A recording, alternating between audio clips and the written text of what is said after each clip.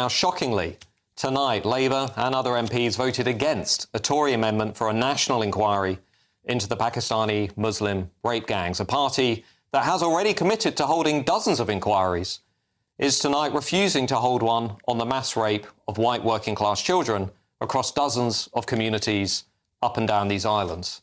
Why has Labour refused to back this national inquiry? I think there are a few reasons. Firstly, I think Labour's gaslighting you. I think Labour MPs will tell you that it's about there already having been a national inquiry on this issue, but that's not really true.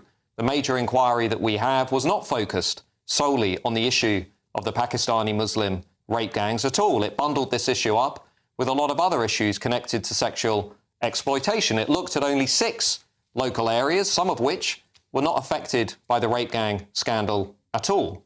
It didn't look at areas like Bradford and many other local authorities that even today are probably still grappling with rape gangs on their streets. The recommendations in that earlier report were too weak. That's why not a single police officer, not a single social worker, not a single local council leader, many of which, by the way, were in Labour-held areas, have been held responsible for looking the other way while our children were raped, abused and harassed by organised criminality.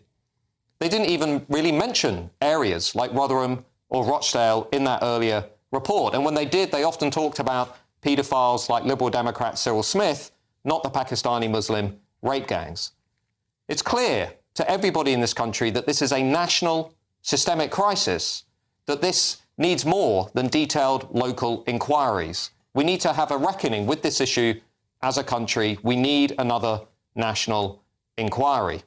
And you know, the other thing that I can't help but wonder tonight is Labour's opposition to a national inquiry, perhaps rooted in something else, perhaps rooted in its very strong support from Muslim voters, from Muslim communities, and from the fact that many of Labour's radical left progressive MPs cannot accept what this scandal is telling us, that multiculturalism in Britain is not working, that mass immigration in Britain is not working, and that the entire progressive worldview, which would have you believe that minorities are good and the majority is bad, has been turned on its head by this scandal, which has shown that actually members of a minority community are willing to rape, abuse and harass members of the majority. That's my view on what's happened tonight. I think it's shameful, and I think that many people out there in the country, millions of people, the forgotten majority, will not let the Labour Party forget what they think about this issue.